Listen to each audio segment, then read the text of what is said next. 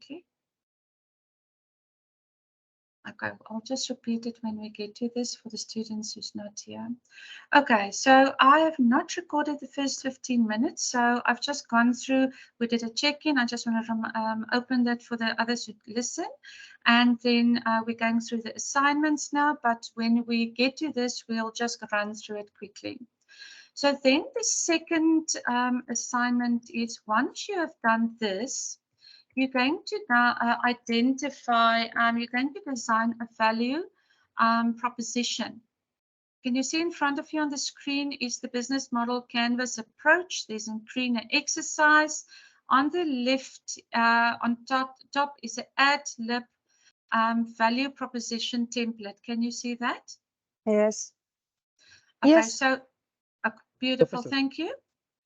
So once after you've done assignment 1, and now you had the interview, you know now what the business is about, and you've made a recommendation, you're going to, as a consultant, identify a business value proposition, which is just this, it's one sentence that you're going to then identify as the consultant to your client, whether it is to your own organization or whether it is to a small business. So those are the 2 assignments for this week. Then next week, we are going to build on the second part of the business model canvas by bringing in the marketing or some of those things that we need, no repetition, but that we need then for week 5. We're going to bring in then the next phase of the business model canvas. So it's like building blocks, but we start with this today. Okay, any questions? Because now I'm going to go back to the beginning so that we can start. Any questions or comments? Nothing. Are you all excited? Very much. Yes. Thank you. You guys can really start. I'm going for next week, for week 5. I'm going to upload. There's about, is it 4 videos, 3-minute videos that then explain to you the whole business model canvas. It's animated, but it is so well done. If you've done that, but the business model canvas is a very, very global thing that is being used by a lot of small businesses, business schools and universities, and then also big businesses. Okay, there's somebody, Ahmed. Okay, so let's start with today. I'm not going to go through all the slides because this slide pack was very theoretical. I'm going to, you get to know my style now. I will highlight something where I have gone through as well. Also, just one thing for the exams, I don't want you to worry about the exams. I'm going to have a chat with Sarah this week just to understand how they normally do the exams and what is the preferred approach that they have in the exams. Then in the last, let's say 3 weeks, I will then give you an outline to say, okay, these things will be, let's say this will be the framework for the exam. Let's say it is a quiz.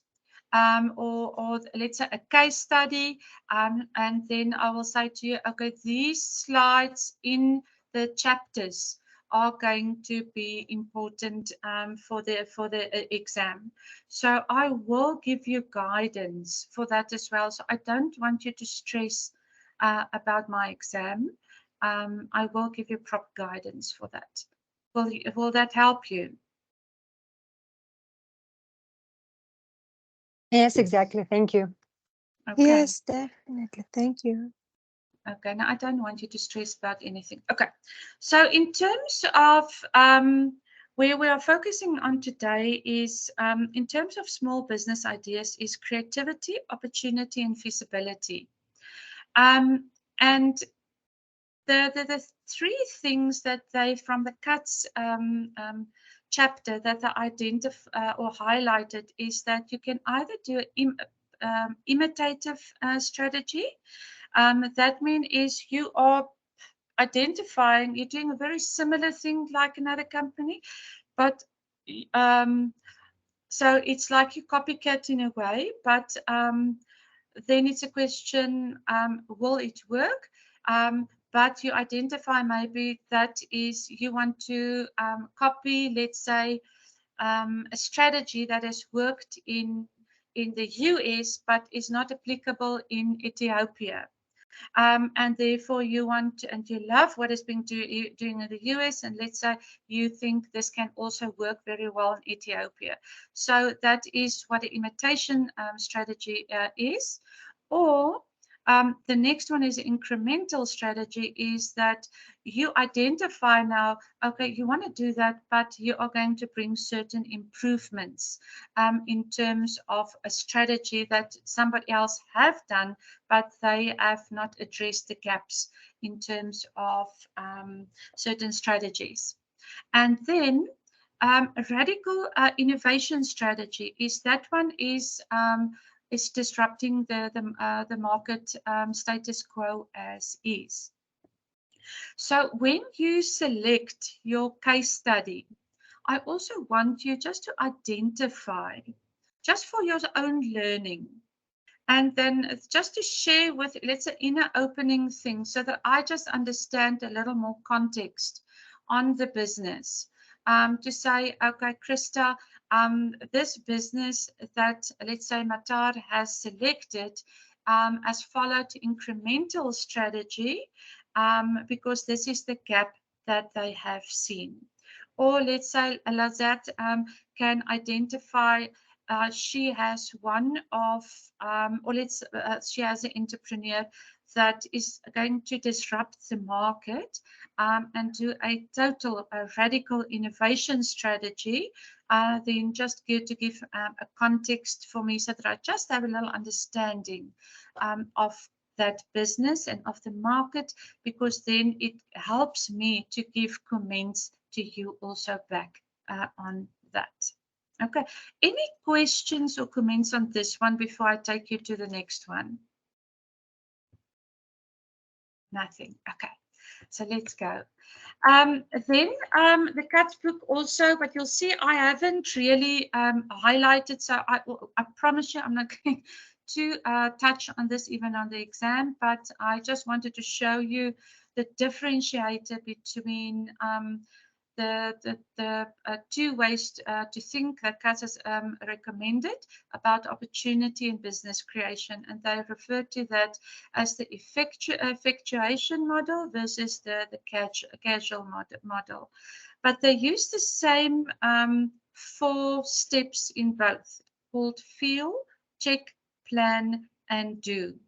So those things, I really like the steps that they use: the feel, the check, the plan, and the do, to identify, let's say, under the effectual model is, can you recognize what you want to do and make by having a business? So like, let's say Lazette said she's playing with the idea for a business for some time.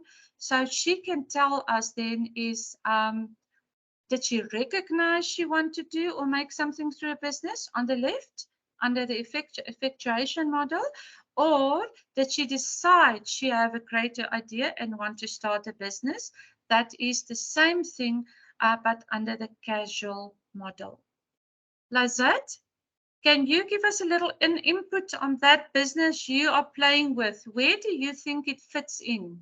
Under the effectuation model, feel, or the casual model? Actually, it's both, I can say, because sometimes it's casual, sometimes it's a effectuation model. But mostly, I try just to keep the ideas of the clients and Okay. modify them and show them opportunities, because sometimes they don't feel all the picture, and in order to be more profitable, I can give some suggestion how to do it. But actually, I decide that my clients have a great idea. I start with this, Yeah. and I want they start business. But then I can recognize that they have to implement some additional tools or some additional elements in order to be more successful. Okay, beautiful. So you can have it on both sides. It's just so that this is the theoretical one from Kat, so that you understand the differentiator between the reference to the effectuation model and the casual model. If you go to their step 2, the check, on the left they say first they assess, do they have the resources to deliver their product and services to their customers, versus on the other hand, on the casual models check is they assess the resources, then they get help if needed. So they identify, do they have a gap under their resources? Then they do assess the feasibility. So that one is quite different between the two. If we look at step 3, which is plan on both sides. On the effectuation model, said under plan is they offer the product and service and see if it sells. So it is a wait and see. Then under the casual modules, step 3, which is plan, is if it's feasible. Under the casual module, step 2's check. Okay. Then and they see there's interest, then they keep going, and if not, they go back to step 2, where they reassess the feasibility before they go back into step 3 of planning again. Then the last step 4, which is do under both, under the effectuation model, they believe that if you get sales, keep going.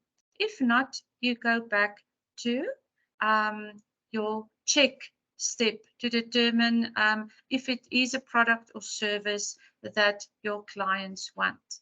Now, I wish these guys has used the empathy model, because then they wouldn't have wasted so much time by seeing if it's a wait and see game. Under the casual model, the step 4 do is they make a product or service and the company sells, and they jump into the market. I'll come now to you, Matad, because they've already done under the planning to check the interest, and if there was no interest at that stage, they already went back into the check under step 2 as well. Let me just... Matar? Yes. So do you mean the casual model is little bit conservative way of thinking before starting any job, unlike the effectuation model where he is starting the job and see if it is working or not, but while the other one is more, I would say, realistic and no risk at all for the casual model. So the casual model is preservative, and while the effectuation is little bit have some kind of risk while thinking about the opportunity. Okay, that's very interesting. Thank you for that. Who else want to share their views on this as well? Thank you for that, Matarai. Who else want to share your views between the... Welcome, John. Actually, I don't like to go to market before the business owners are not sure that their products will be sold. That's why I insist that on the second step, they check everything, starting from target market, what kind of products or services they are going to provide, to looking for is it how many, like let's say it's a mass, but how many the volume of target market, and after it's a marketing research how to present their products, because it's a very actually painful and expensive to go from third second step to fourth and go back. It takes time, money, and sometimes from the first how to say it, from the first default, people usually accept everything very hardly, and they even can stop doing the business because they don't believe that something can happen. That's why I insist on that. People, when they're checking, actually it's doing with me or I do by myself, it should be almost 99% working formula. And on this step, even we try to small sales or to produce some kind of products in small amount in order to see how people will react on these products or services, in order to avoid going back and redoing the job. Very interesting. Thank you for that. Olena? Yes, I consider that a factual model is about the existing business and about updating already opportunities, suggesting their certain development for the next level, while casual model is about developing this like sort of startup, new business. So that's why this absolutely different focusing when you already have some information data and you can already focus on that and rely on that and develop from that. And the second one is when you're developing from the scratch. Okay. Do you think, and I want to ask you that, thank you so much for that. Do you think you will use the same model, whether it is a product versus a service? Meaning, so let's say you offer your skills as, because all of you are subject matters on something. That means you easily can become consultants. Do you think you will use the same model as a consultant, services versus products?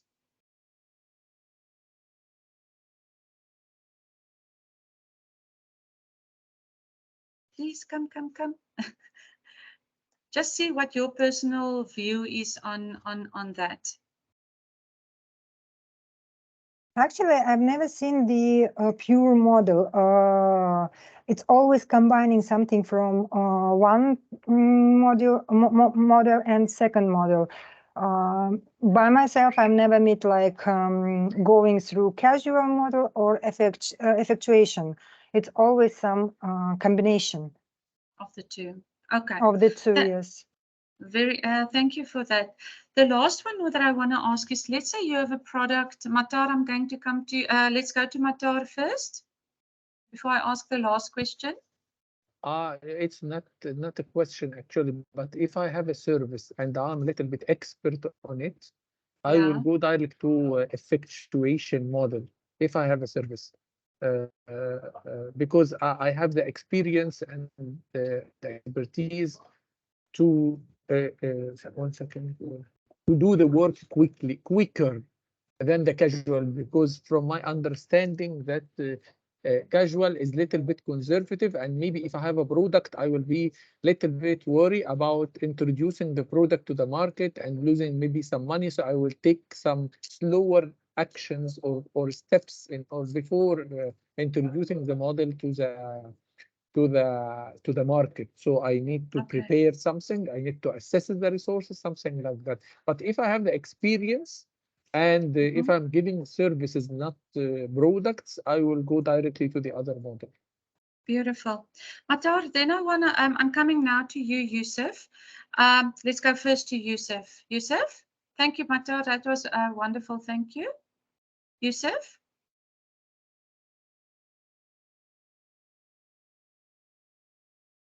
Yusuf, can you hear me?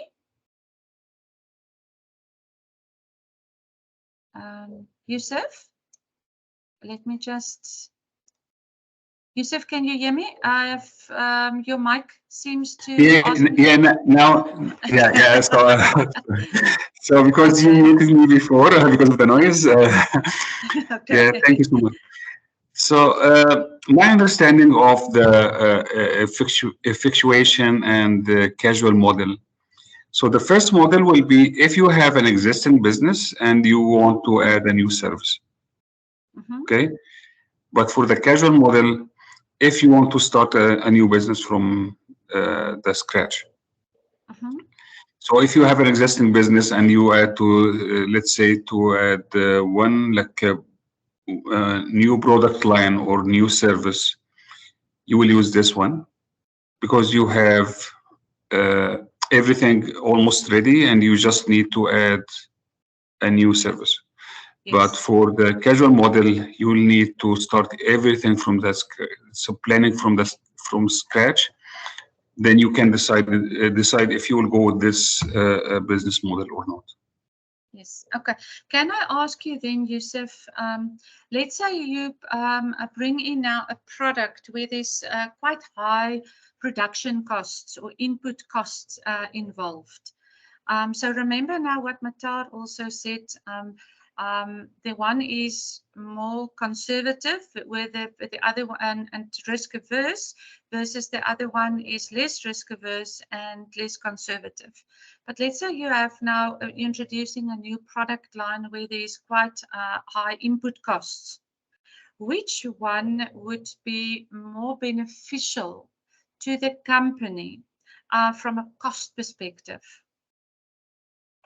I got your point now. I think the second model will be more conservative, so you can carefully analyze the data you have, how much capital you need to invest, if you need to get extra shareholders to support you with the finance, or if you need to get financing from somewhere to get the product line done.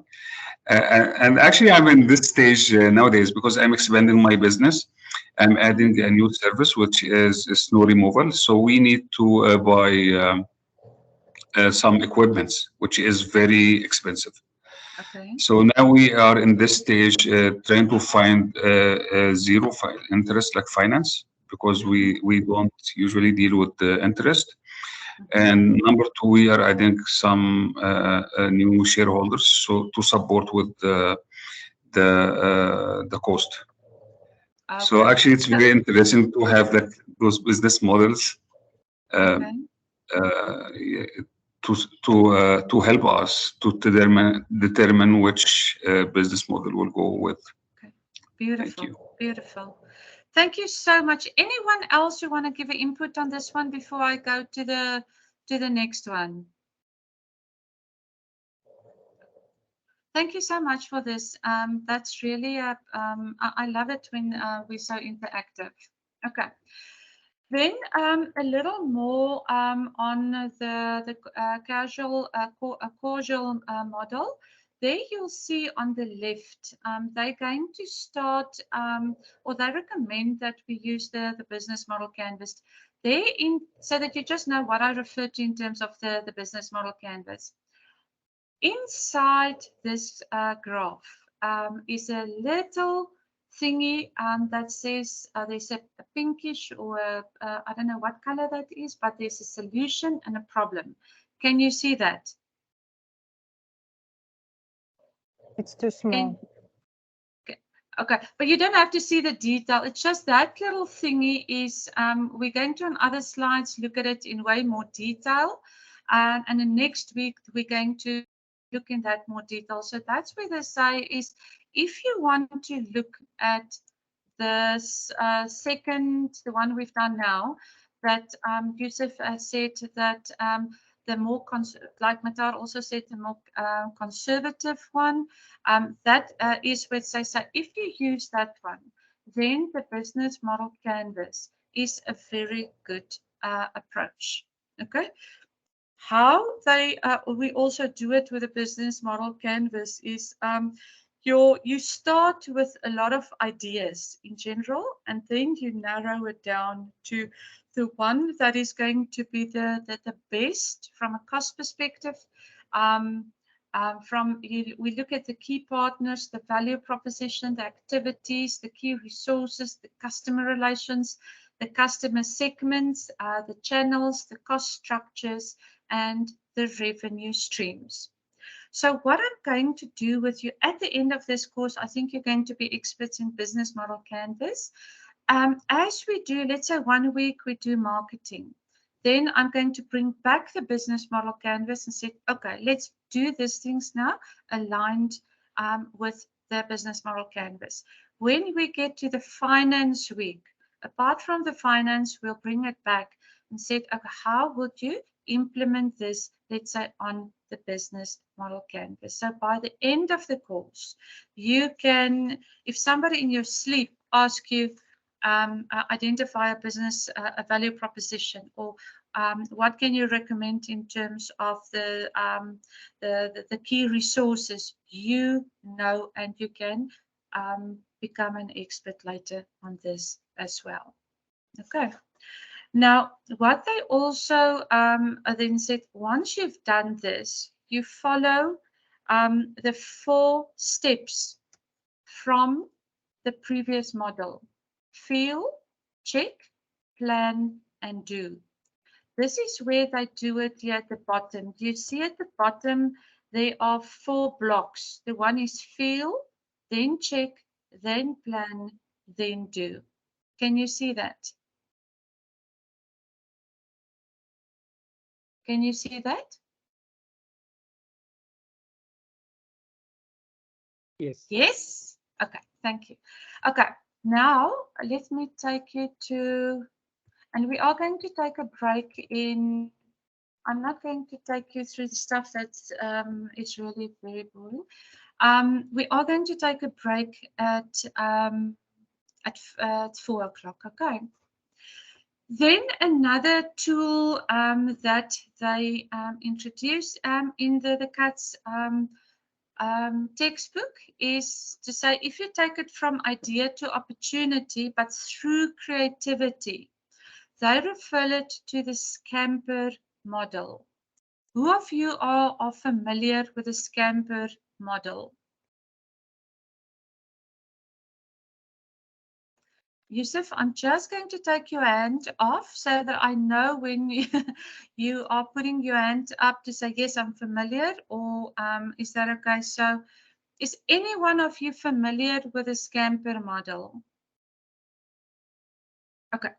So on the right, I've put it in a little block for you. There you can see the S stands for substitute, which is number 1 on the block on the left, to say what opportunities are the result from substituting or replacing something that already exists. So that is the S in the Scamper model.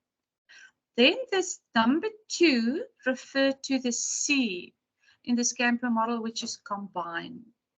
So number 2 is what separate products or services or businesses can you combine to create a distinct business? So I'll give you an example. Is Ollie online? Ollie, are you online?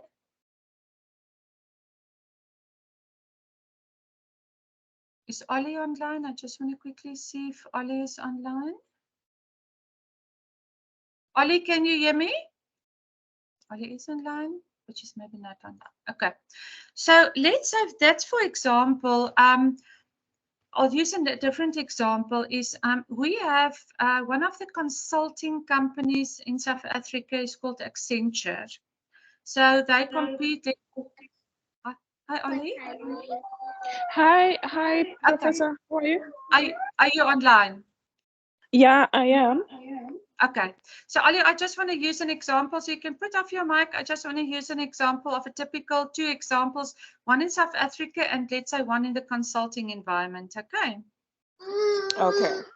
Okay. Oh, cutie pie.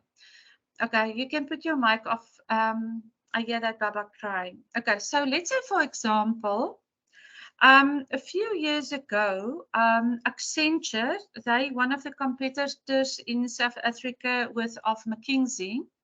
So Accenture called me in and said, Krista, we have a lot of IT employees that we want to not retrench, but we want to put them in a company so that this company, all the IT specialists, all the experts, then could start consulting back to Accenture.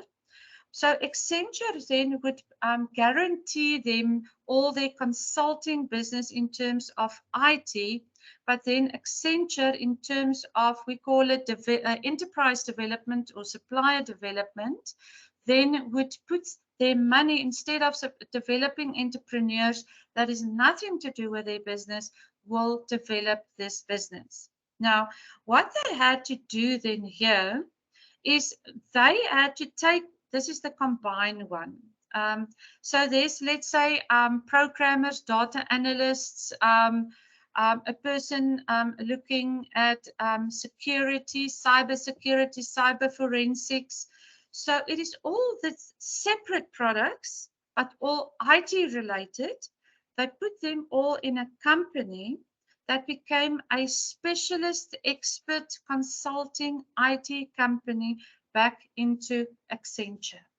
So that is an example of what Accenture did in terms of combine.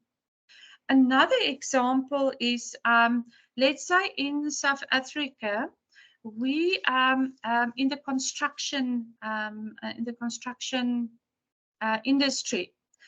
We had a meeting with the CEO of the construction charter, which oversees all the transformation or development of all companies, corporates, and SMEs in South Africa under them. So what they wanted to do is, let's say, form a company with plumbers in, with builders in, of electricians in. So it's all industry related, but they wanted to combine specialists companies so that they can, if they go on big building projects, let's say a roads or schools or government or whatever big projects where they want to build, they don't have to go out on, let's say, a tender. They then can say, but they put all the projects back to these specialist companies they have combined and developed, so that they can ensure that they have access to market. So that's an example, let's say, of that. Okay. I just want to see if there's a hand. Yes, Yusuf? Yeah, I just want to for more understanding. So, do you mean instead of outsourcing those trades, they will have kind of joint venture between different companies to be able to handle a bigger project? Is that correct? Yes. That is also a form of that. Yeah, that's a different form, but it's also one that can work. Sounds good. Thank you. Okay, thank you for that. Then number 3 is the A in Scamper, adapt. What could you adapt from other industries? Okay. Now, in our case, Lazat, please come in with examples from yours as well, so that I don't only use mine. How are you, let's say, if you look at your entrepreneurs, how can you help them to adapt certain best practices from other industries for them to work? Do you have a specific example?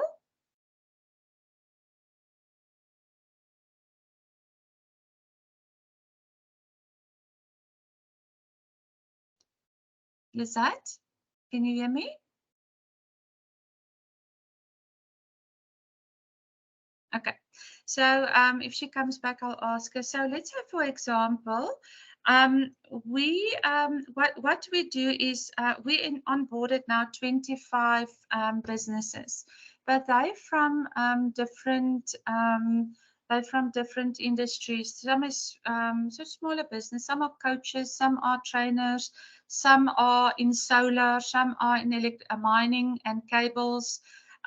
Some are in logistic, having big trucks. So what we do is when we put them together in training, we look at, so what are the one using that the other one can use or use best practices from that. So we had to exercise on that. So one example was some of the women have trucks, but they don't have contracts for work. Where versus other women have contracts, but they don't have trucks. So what we then looked at, and we still need to look at more incoming cohorts, is how can we adapt from the one side what the other one doesn't have, and adapt from the other side what the other one on the left doesn't have, so that we can bring them together so that they can use trucks for those who have contracts, and those who have contracts but no trucks can then work with one another. But then we need to look at what things do we need to help them to adapt to actually make this work. So that's just one example of what we had to look at. Okay, I'm going to open it for more questions once we are finished with the R. Then number 4 under the M of Scamper is magnify or modify, which is what can you make more noticeable? That means magnify, or different, modify in some way from your competitors. So that for me is in a way to say, yes, you're going to copycat a little, there's a gap, but how are you going to differentiate yourself so that you have a competitive advantage that is visible to your clients out there, to say, no, yes, we know they are maybe that company is maybe longer in the market, but this one has something that we really need. So let's use them, give them a chance, use the other one still, but if it works with company B here, we can give them more work in future.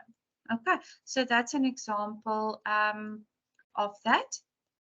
The P, that's number 5, is how can you put to how can you put it to use for alternative users?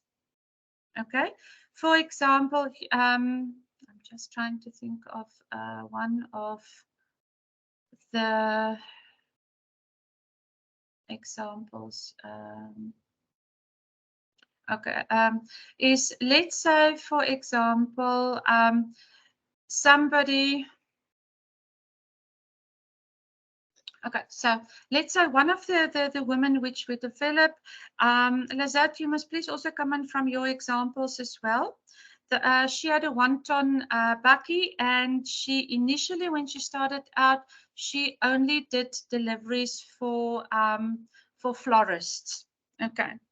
Then she said, okay, but now the florist went out of business. So how can we then had to help her to say, how can we use it to use the 1-ton bucket then for other businesses? So that's one example, which is an easy example.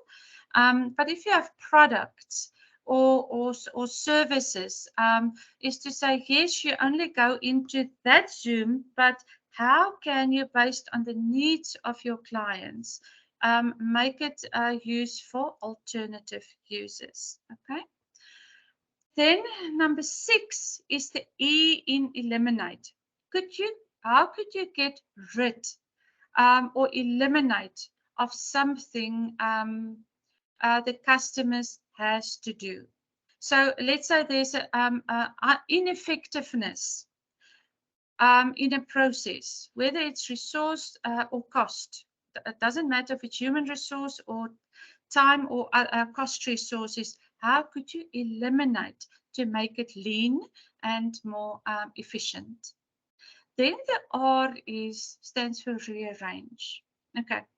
How can you rearrange the way how you or your clients are doing things, whether it's products or services, to whether it's location or what it is? How can you rearrange it to make it more efficient and effective?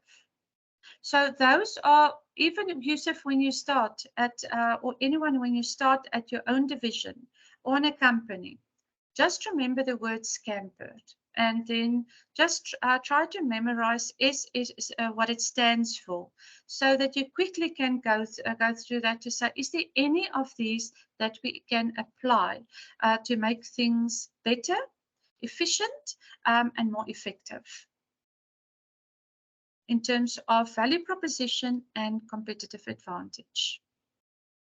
Okay, any comments, questions, or examples, whether it is in your company, whether it's in your own business, or whether it is in a friend's business, so that you can just share with others. Yusuf?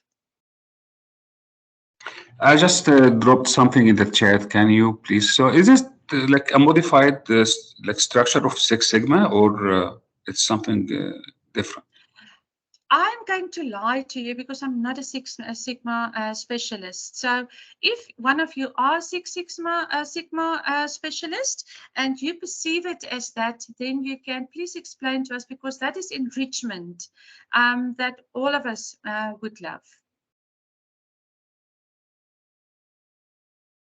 So one second, I will drop something in the chat room so everyone can take a look and discuss.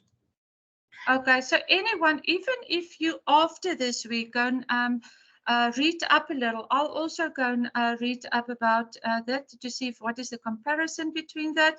Even if it's a next week's discussion and you want to start it, then said, Yusuf, the question that you asked, it was so fantastic.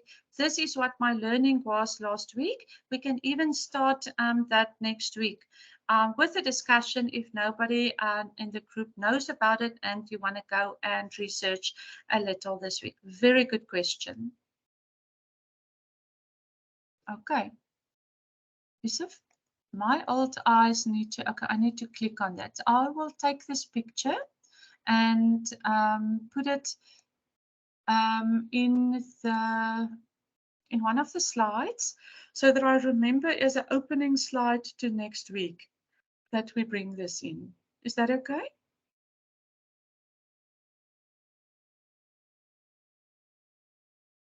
Okay. Anyone else who wants to maybe respond to Yusuf's question? Come, all the clever people, all clever people in this class. Abulela, Ahmed, Ulena, anyone who wants to give it a try of what you think?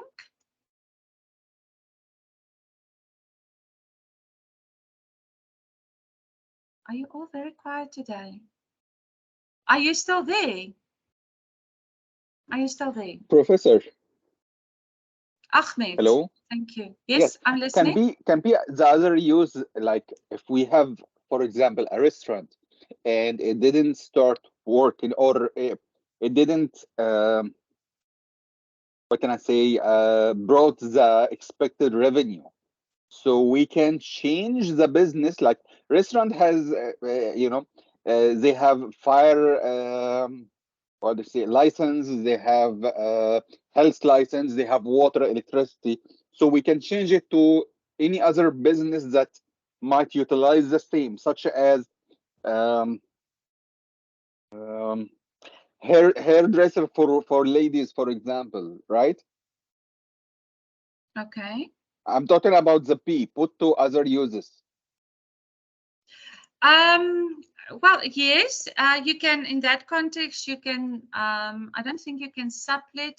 I don't know how your country's laws work, but in South Africa, we have things like health and safety, which not necessarily will allow the two to coexist in the same premises. So do you have in mind that the one No, closed it's and not about, open? it's not, no, it's not about existing in the same premises. I'm talking about closing one and starting the other. Absolutely. Absolutely. Okay. Okay. Thank you for that. Who else want to comment? Okay. So what we're going to do after just I want to, this is where we start. Okay. After the break, we're going to start on this slide called customer job interviews. Then we're going to go into the empathy map and on the first two sections of the business model canvas for this week. I want you to master that first. Then next week, I'll show you the rest what we're going to do next week. But then next week, once we've done this, we're going to go into the second part of that. So let's be back 10 past 4. Then it's a 7-minute break. And then we're going to start with the work of the first assignment in terms of it's not the job interviews that you think about, but it's aligned with the business model canvas. Okay, so let's be back 10 past. It's 6 minutes from now for a break.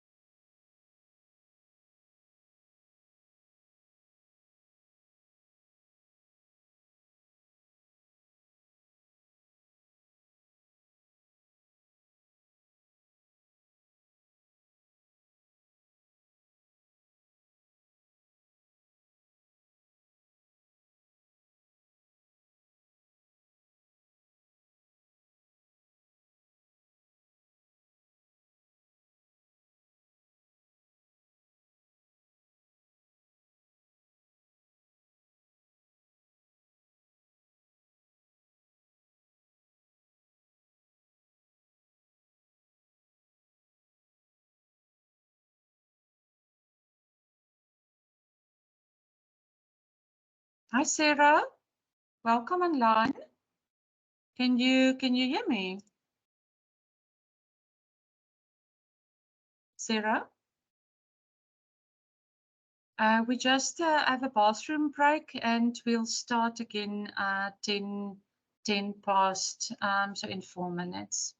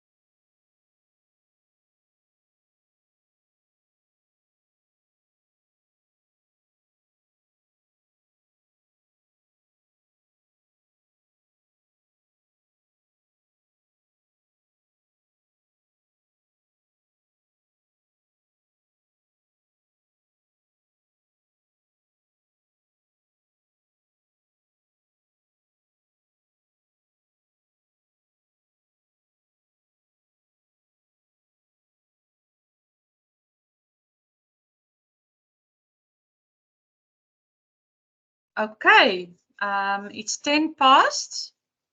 Is everybody back?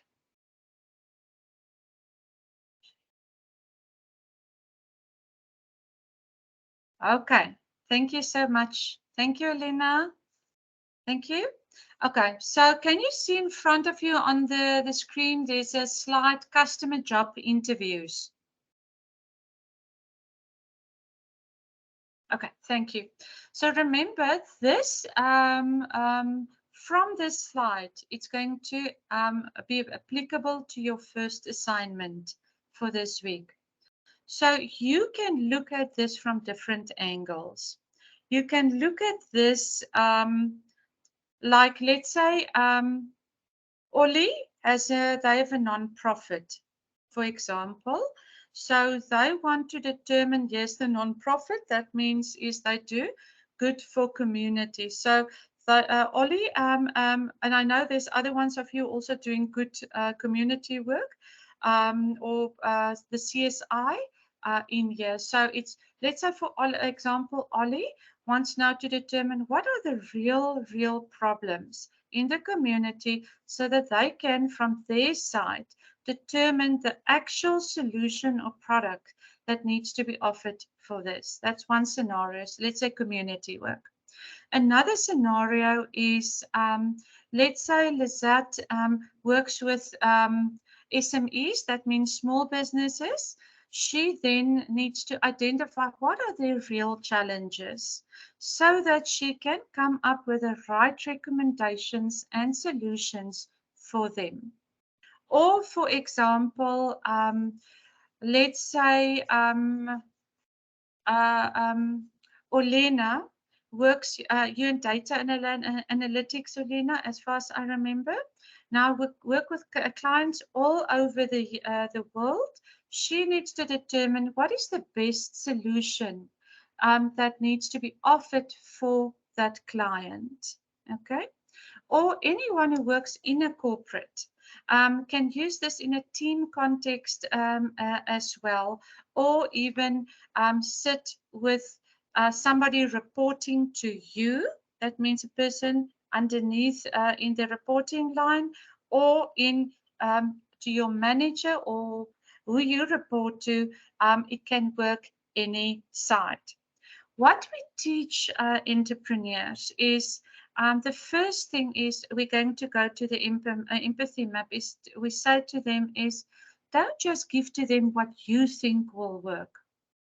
First start by listening and asking questions so that you understand what really are their challenges, so that then you can rather do a customized solution.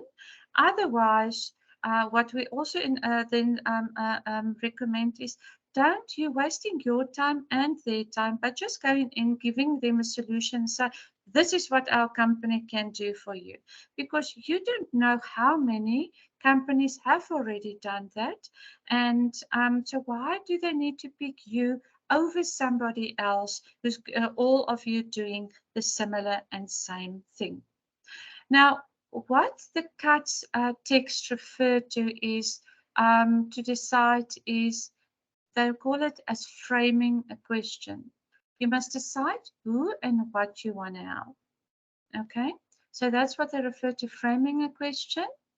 The second one is gather inspiration. That means is make an emotional connection to a client. For example, I'll give you an example of one of the big pharmaceutical companies. I do their consulting, and I develop their entrepreneurs. Now, I'm a small development company versus the previous company was a big company. They're on radio, everything, and they're trying to get their work back.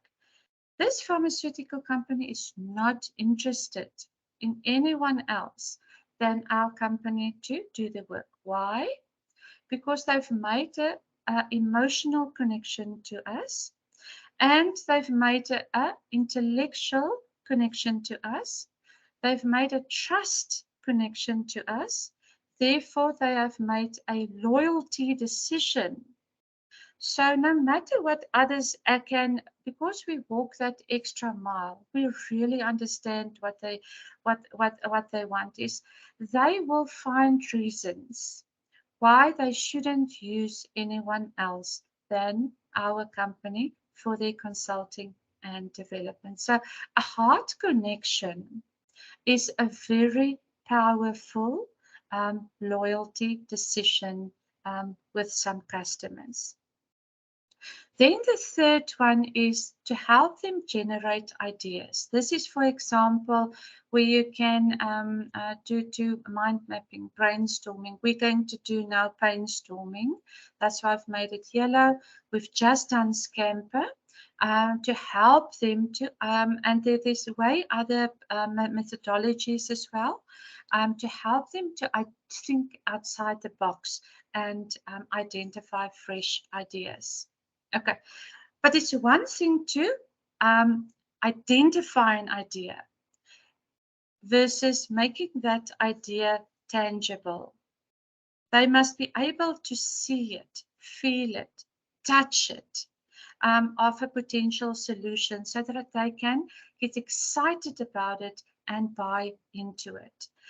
So whether you do it through a mock-up, whether you do it through a pilot, for example, we had a client that sponsored a portion of the women we are developing.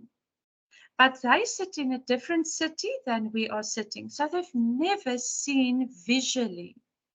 What we have done then is we have gone and developed the things visually for them. We are busy putting podcasts in them so that the entrepreneurs can tell their stories from before to after.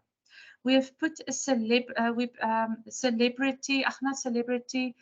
success or impact hub on our website where they can go and see, wow, they've developed this entrepreneur. Click on their websites to go and see what has been done there. So I think the week before that, they came, they visually see that they met some of the entrepreneurs. So now they want to give a little more money for the development because visually they can see it, emotionally they can see this impact.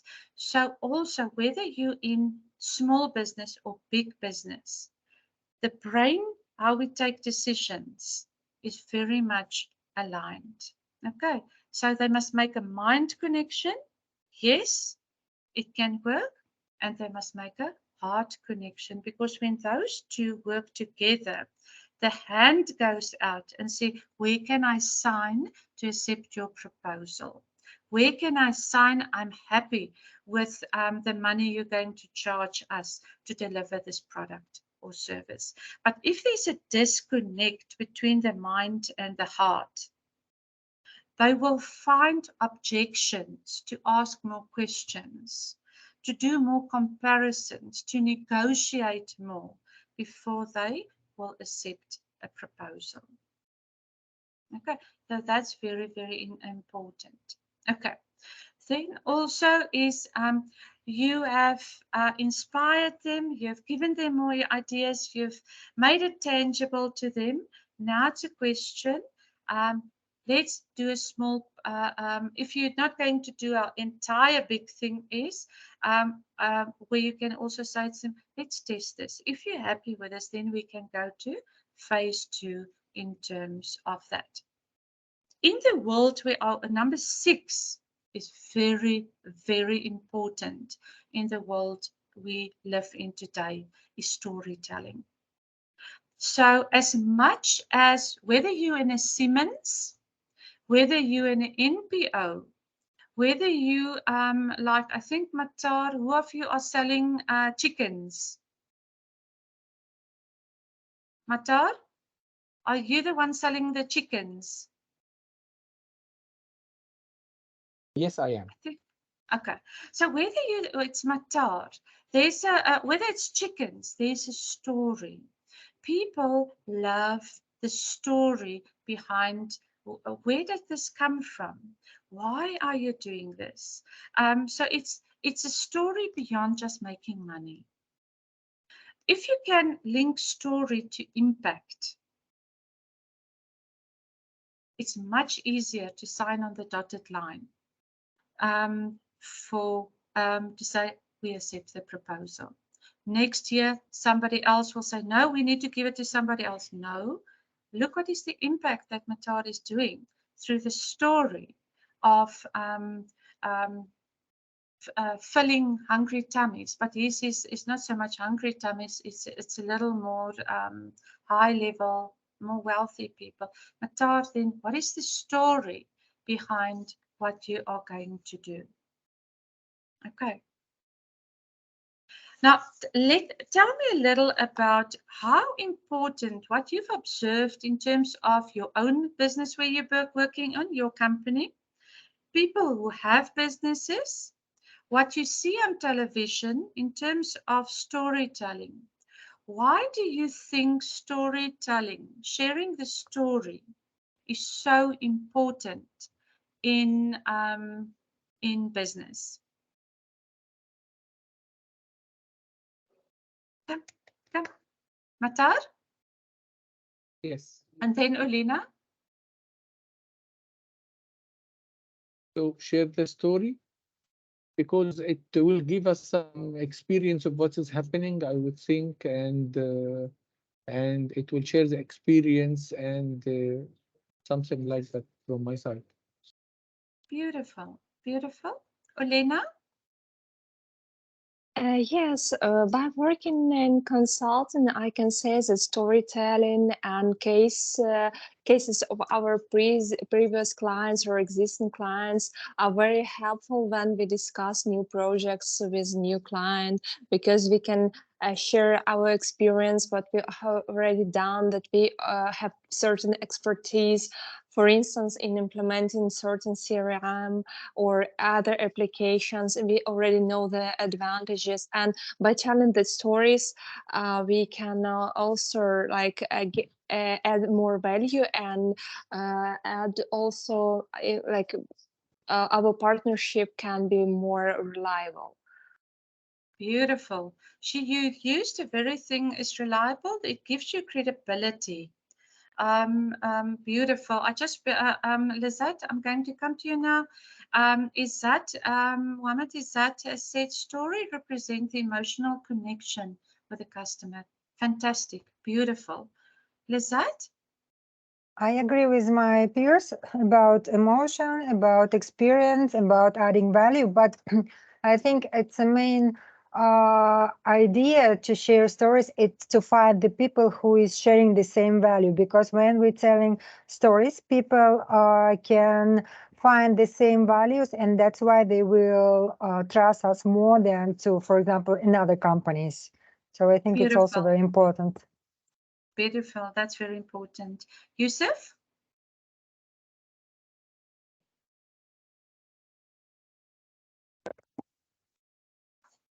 Yusuf?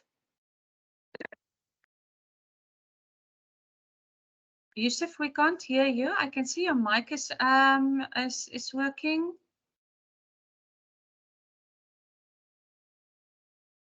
Yusuf, do you want to try again?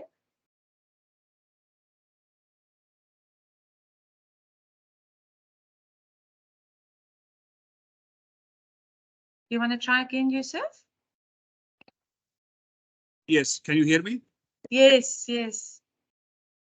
Okay, so I think one important thing about storytelling will be giving like practical examples, and this will help because you don't have to invent the wheel. So you will get practical examples instead of theoretical ones, and you will start from the other people like ended. So you don't have to. It will save like money and time.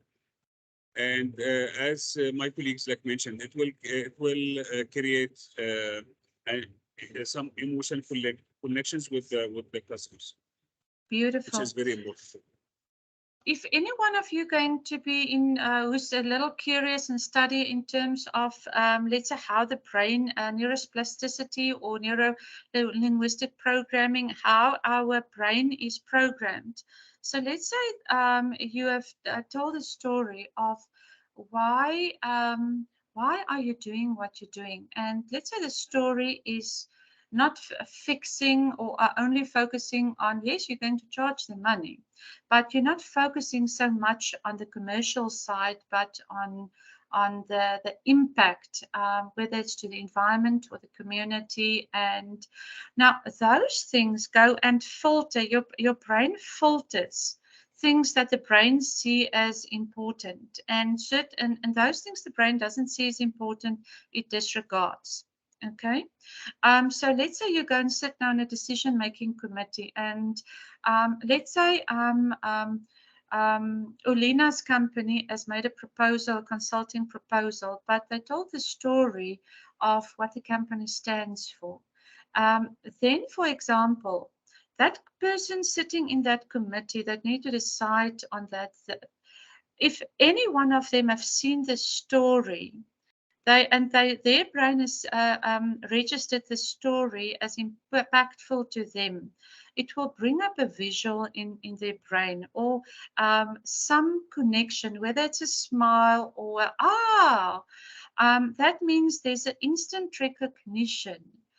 And without them even knowing, the brain makes a tick to say yes. So those persons whose brain has made those ticks, because of the aligned heart-brain connection, will find reasons why they need to rather support their company versus another company. The programming of the brain is a fascinating subject to study, but storytelling is very important. Okay, thank you so much for this interactive discussion. What we're going to focus on now is brainstorming. Okay, so I want to go back to that. So don't worry about, I've handed, Mpilo has uploaded just an example for you from, you'll see that's the one I've explained to you. That's the company where I did my training in terms of business model canvas. You can go and Google them as well. So I'm going to share almost everything I've learned over the next few weeks in alignment with the other subject matters that we are going to do. So we've uploaded there a document, just ground rules for interviewing for the business model canvas. So you can go through that in your own time. But the main rule, I will quickly go through you in the blue. The one rule is to say, if you go into a interview with a client, whether that client is somebody you report to, somebody who reports to you, whether it's a client of your corporate or whether it is a small business, go into that as if it's if you have a beginner's mind. That means is go in to listen and not to dominate and prescribe. The second rule is the skill to listen. I don't know who of you know Otto Schwammer, that's in leadership work. When we work with corporates, we work with Peter Singer and Otto Schwammer's work as well. And they have introduced a concept called Theory U. And one of the Theory U concepts that they've introduced is that you need to develop a level 4 type of listening. So when we teach listening skills, when we do business work or with entrepreneurs, we get them through a level 1, 2, 3, up to a level 4 listening, which we're not going to do in this course now, but I'm just planting seeds for those who are curious and learning hungry to go and or ask me afterwards and say, Krista, what did you say about learning for listening skills? Now that is go in to listen and not to talk. Okay, and we'll come to the empathy map so that you understand better why. The rule 3 is get the facts and not the opinions. However, when we go into listening or coaching or communication skills, we do teach the skill to say, learn to distinguish what is fact and what is opinion. That means observation, or what is your perception. Okay, because how the brain work in the majority of people is that opinion becomes fact in their mind. Then from the person who coaches or that need to give the solution, is it doesn't help you go to what you say is the facts, but their perception or opinion has become in their mind the fact. What you then need to do, so it's awareness is very important to determine, okay, that is not, it doesn't help you go and try to change that person's mind by convincing them of the real facts. You're just going to irritate them and make them angry. You first need to work what the perception or the opinion that has become a fact in their mind. Work with that, and then later on you can bring in the real fact. But if you're going to go in with the real fact and try to make them wrong, you have lost the deal, most probably there and then, or you're going to do damage control afterwards, because the brain works differently in terms of when perception becomes fact. Even if you can see it is not the true fact, then you need to step back, and that's where very, very good communication skills come in. But you cannot make that person wrong. Then the fourth rule is you you you ask the question why. In coaching, they forbid us to ask the question why. But what they try to say here through the business model canvas is you need to drill down until you have a true understanding of what the real issue is. So whether you ask why or whether you ask a different question, the principle is to drill down in your listening to get to the true understanding of the real problem. Okay.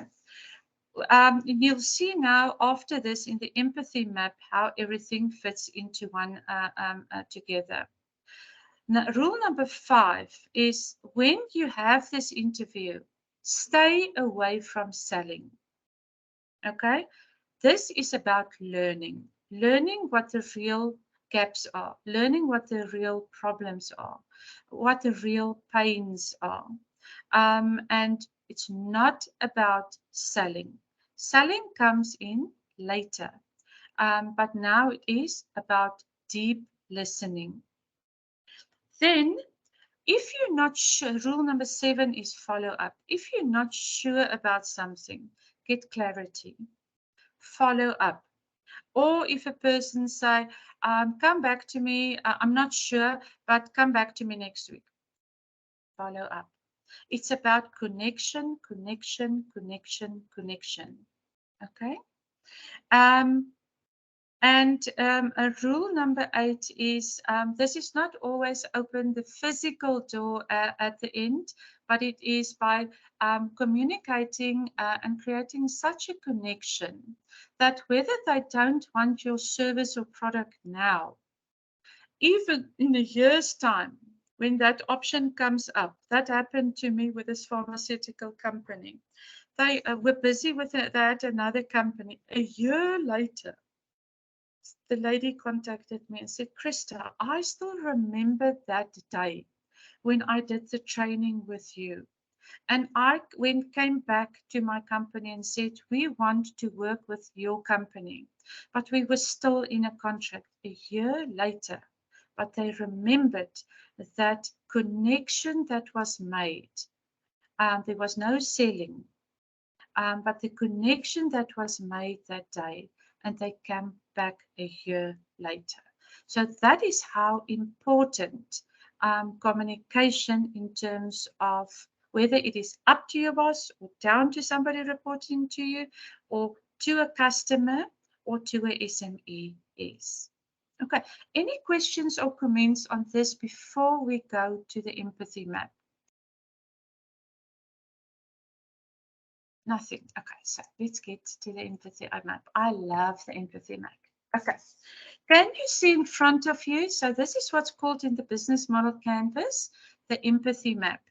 Can you all see there's a circle and there's a square? Can you see that? Can you see that? Yes. Okay, thank you. Now, this is what you're going to use. Yes, the principles of the do's and don'ts in an interview of this. Yes, the principles of this. If you are not already excellent in interviewing, just as a reminder, what many times happen in business, whether we consultants, whether we are engineers, whether we are consultants to entrepreneurs, whether we are entrepreneurs. So when we ask, later on we're going to do, in one of the weeks, we're going to do pitching, but on a different level you're not used to yet, okay? So what we discovered with our entrepreneurs, and I was also guilty in this initially, is we go in from the left to the right. We go in and offer, you see that little gift there? We say, ha, this is our gift to you. This is why you need to use Siemens, or this is why you need to use Olena as a consultant. I'm just using examples, or why you need to use the difference makers to develop your entrepreneur. That's our company. Is we go in and offer our products and services because we think we know what they want. Okay, we go and tell them what gains they're going to our products and services are going to create by using our products and services, and how we are going to solve their problems and their pains for them. And then you sit and you present, and then everybody looked at you, and I sat here once, and I'll give you an example, to a German company. So I've never presented to a German company. So we did a hectic presentation to them. Afterwards, the CEO of this German company took the paper and he threw it over the boardroom table. And I looked at it because we all thought it was a very good presentation. What we missed was we did not know what is the context and the cultural context to present to a German company. So the first thing they told us, their rule is, if you can't put it on a one-pager to them, it's not worth the paper it's written on. We had to go back and redo things because they loved my one partner, Lindy, who came into the presentation. She was a strategist to them before, so they gave us a second chance. Okay, they told us their rules. Not all clients are going to do that. So you need to do research before you go in. But how we changed it is the next time we didn't go in with a presentation, because we learned now how we need to work through the empathy map. So we go in to listen, and we said, okay, Dieter, that was the CEO. Tell us, what are the pains that you and your staff and your company have at this stage? What pain points are there? We listened, and we asked, as they tell us one thing, we asked the question, we asked the question, we asked the question, until we got to the bottom of, now we understand the true pain points. Then we said, okay, tell us what would make you, what gains does your company now, low-hanging fruits, does your company now need? What will make your company, certain companies you can use your word smile, what will make your exco smile in terms of low-hanging fruits? Questions, questions, questions, until now we know truly what will make them smile. What will they feel is giving them gains in terms of products and services. And then we said, because the customer and the customer jobs one is a very interesting category, because a lot of companies do have the skills to do that, but a lot of their staff don't have the time and resources to do things. Or in some companies, they don't know how to do it, they don't have the time to do it. So in that category, what we look at then is, so what type of activities, jobs, do you expect from your staff or your management, but that you don't get to do, and they don't get to deliver? What frustrations do you have there? And we listened and we made notes. So we walked out of that meeting. We did not offer them a solution, but we had a deep understanding to say, we know now what pains do they have, and the circle in the bottom lower part. So now in the square on the bottom part, we know now what customized solution do we need to go and put together as a pain reliever. Because the job we offered them before as a solution was nothing aligned with their pains, things that they need to get gains to their shareholders in the exco, and the things they don't have time or skills to do. So now we know exactly what pain reliever we need to give to their pain. Because it doesn't help you give somebody a drip, all your services that you can do, but they only need one small little thingy to do. Or now we know what gift in that box as a consultant can we offer them as a product and service, as gain creators, to make the exco, the management, the shareholders smile.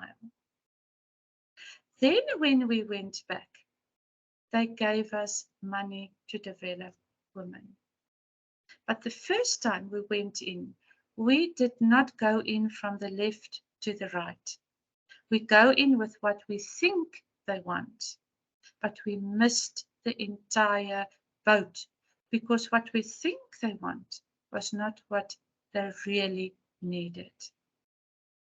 So that's why in the exercise, what we have attached to you, and I just want to take you through the next 3 slides, and then I'm going to open it for questions. Okay. What I've attached, or I've loaded for you, is each one of these blocks in this circle, gains.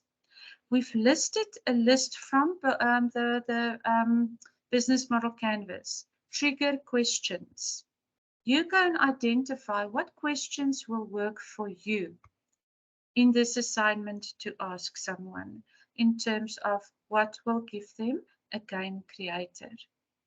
Or what questions in terms of the pains and the jobs will work for you to get practice in terms of this. So I want to take you there. So the next slide you will see there on the left, I've inserted there, but this is also as a PDF for you on Moodle, all the questions from the business model canvas that comes with that, to say that red top block is the gains, the top block in the circle. What type of questions can you ask a client or a SME to determine what type of gains can they do they need? So that at the end, once you have a better understanding of what are the game creators that will make them smile, then you jot a note to them and said, okay, this is a potential solution for them. Okay, on the next slide, we have added there on the right part of the circle, that part of the business model canvas is what type of questions can you ask? And you can, if you don't like the questions, you can use any question. I'm teaching you a best practice in business model canvas, what I paid for $800 so that I can give you through this course then also for free and for gratis so that you can become experts as well on business model canvas. No? Then types of questions that you can ask. Okay. Then on the next slide is, you'll see that's the bottom, the unhappy face in the circle. Okay, what is the pains that you need to go and design a pain? I'm coming now to you, Yusuf, by type of pain reliever questions. And I've attached to you all the questions from Business Model Canvas. I'm coming back now to you, Yusuf. So what you need to go and identify, take your highlighter, identify which questions resonates with you, what would work for you.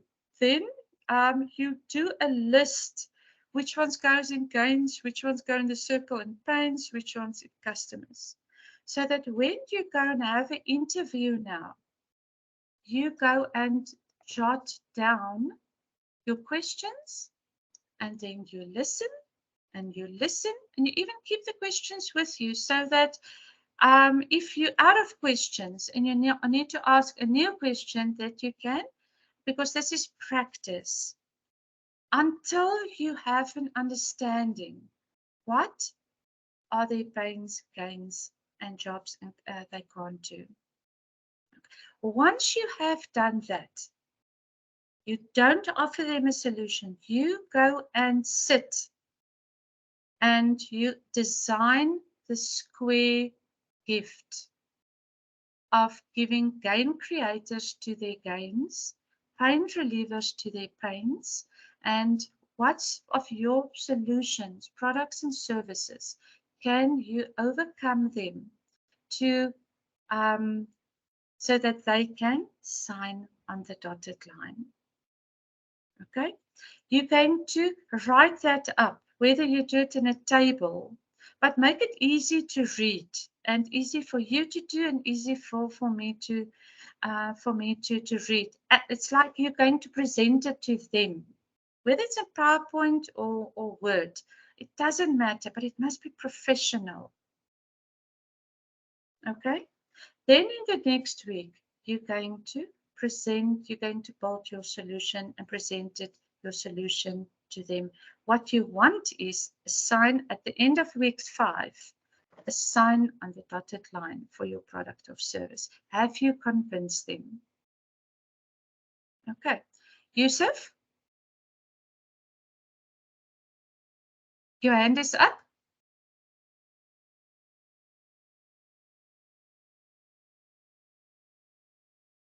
Yusuf, do you want to say something, or is the hand not really up? Okay, Yusuf, as soon as you can speak, you can do that. I've attached to you 2 examples. What I also have attached to you in Moodle, this you can see at the bottom, is coming from page 20. There's a case study. Then you can go to page 20. It's from a Chinese seller. There's an example of an interview that was done between what was the issues for the Chinese consumers, let's say, and the Chinese sellers, so that you can see the differentiator between, let's say, under the Chinese seller is what would make them smile. If they can get higher prices, if they get fast responses, if they get 100% paid on time. What jobs don't they have time or resources for to sell new and used goods? Okay. For them, that is something that's a gap for them. What pains do they have? Those are the purple stickers. Is they can't process payments. They have issues with logistics and infrastructure, and they have poor access to customers. Now look at the other side. So that was interviews that was held from two different angles, from the Chinese sellers, but then they went to say the Chinese consumers. So what are your problems? And their jobs is to find the yellow ones and acquire goods. Their pains was low quality from Chinese sellers, lack of trust. Then on the line between gains and pains is the high prices that the Chinese sellers are asking. What gains would you need? Exactly what I want. But then it's a question, this was an incomplete interview, but what is it that you want? What exactly do you want? Go deeper. Okay, so this is an example of an incomplete interview. Instant access or use, incomplete interview. What does it mean? Instant. What do you see? What would make you smile and gains in terms of instant access? Go deeper, have an understanding. Because this consultant, if there was a full interview between these two, this consultant in the middle would have been able to bring them together. But because there was an incomplete interview on the one side, you can see there's still a misalignment between what the one want versus what the other one want and offer. Okay, I'm just finishing this slide. There's another example, and then I'll put it again. Out for question between micro entrepreneurs and Chinese sellers, where the interview was, okay, Mike, let's say SMEs, small businesses, what will give you gains? What are your pains, and what are the things on the jobs that you is problematic to you? And then the same on the Chinese sellers. Okay, that brings over from the previous one, and then to see how should they have brought this together. But this we will go deeper into when we work on marketing. Okay, I just want to show you. You can use yellow post-its. You can use little papers. You can use a highlighter. You can have a pen. But at the end, when you come in, if you can't do it in a diagram like this, you can type it up. You can put it in a table. But the sooner you get into the thinking mode of how the business canvas work, the more powerful beyond this course you're going to use it wherever you go. Okay, any questions or comments? Matar? Yes. Yes. Yes. What I'm I listening. understood here is that, yes, what I understood is that we will go with a company and or someone as a consultant, and we start to ask him questions, and we'll find him something to help him to gain to be gain creators and then reliever, and to give him the product or seller that will help him and to help solving his issue. Okay, this is our Yes. assignment through Yes. this list of questions. But the last two slides that we have seen here, yes, I mean the previous. Can you go back to the previous two? No, no. I mean This where one. we have the two sides, the Chinese seller and Chinese Don't worry consumer about as an that. example. Yes. No, You what don't I'm have to. saying that Yeah. what I'm saying is that I am concentrating on one of them. So Yes. I will go, for example, to a seller to ask him about what so and so, some questions, then I give him a Yes. consultation about this one. So Yes. that's right? Beautiful. Okay, that's right. Okay, that's Yeah. what I just wanted to confirm on. Okay. The purpose of But on this the other is, side, let me yeah. continue my point of view. On the other side, I would think that to give him a good answer for his queries, I should on the other side see his consumers, what are their needs as well, what they will make happy. So if I will get, if I am trying to help a seller, and I have answers from the consumers, at that time I can give him practical solutions. Is this Yes. right? What I'm saying here? Yes, but for this, that is the idea at the end, is if you're going to consulting or if you're going to solutioning, that you understand both sides. But for the sake of this assignment, we start with one side. So you choose, Okay. Mohammed, you choose whether you want to have this interview, let's say, with your egg producer, or whether you want to have this interview with one or two of your egg clients, not your egg, your chicken clients, or if you want to have this interview in the company where you are working. So the purpose of this is to introduce this empathy map, okay? And that you start becoming accustomed to start thinking, not immediately solutioning, but start with listening, and then solutioning, but solutioning from the listening perspective. Does it make sense? Thank you very much. Okay, so Yes. whether you choose in your own company, whether you choose some of your chicken clients, whether you choose whoever you want, is as we're going to build on this every week, I'm going to introduce a new building block and a new building block and a new building block. Okay, so by the end of the 11 weeks, you would have gone, whether we do finance or marketing or logistics or whatever the case is, we're going to bring it back to a building block of the business model canvas. Happy? Okay, any questions on this? More questions? Thank you. You're more than welcome to send me a WhatsApp as well.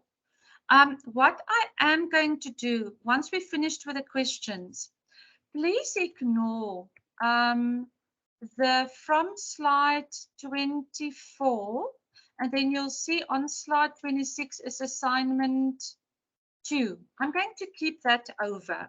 Okay, so that you only finish this. So next week, I will bring in the part-time and the other 2 entrepreneurs in with us, but then I will let Mpilo change this assignment to next week's assignment. So ignore from slide 24, then I'll bring that into weeks 5 as well.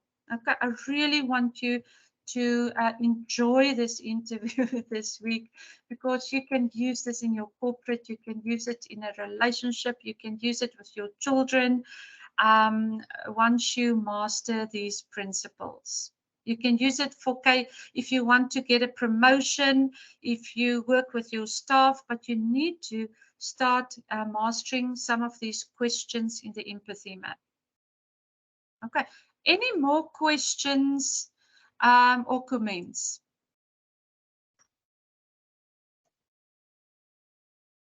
Anyone is uncertain about what you need to do this week? Everything is yes? Thank you. It is close to coaching, because if you want to close deals, listening skills, pitching skills, asking the right questions are so important, and that's why I don't want to rush it. I want you to master it. Okay. Any more questions? I see there's a mic on. There's no hand up. Are you all okay? I just need to know, are you all okay and know what you need to do for next week? Yes. Okay. Okay. Then what we're going to do is thereafter I'm going to bring in the rest of the chapter in terms of the page 23. Then we're going to build on that the value proposition, so you can start thinking about that so long in terms of the value proposition. And then I'm going to, on page 28, I'm going to introduce the model canvas to you and put a few videos for you online, and then bring in the part and full-time entrepreneur in alignment with this context. Okay. Okay, so let me stop sharing so that you can see me. You must all have a blessed week. Remember, next Sunday, everything for week 1 to 4 must please, because we've extended a lot of grace, if I can put it like that, so that all of you can catch up, get into the rhythm of the requirements of all the courses you're doing, and with your work and with your private life. But from next week, the pace in terms of the work that needs to be done, because it's going to be very practical assignments, is going to pick up a little. Don't stress about the exams. I'm going to give you guidance. Okay, about 3 weeks before the time, I'll work on a guideline document after I had a chat with Sarah this week. Okay, any questions? Getting clarity for the last time? Any comments? Are you all happy? All happy? Yes. Okay. Yes, Professor, thank you. Okay. Have a blessed Yes. week, and if you have a question, send me a WhatsApp. Thank you, Okay. Professor. Okay, I'm going to close the session now, and tomorrow we will upload it on the on Moodle. Bye bye. Thank you very Bye-bye, much. Thank you, Professor. Professor. Bye-bye. Bye bye.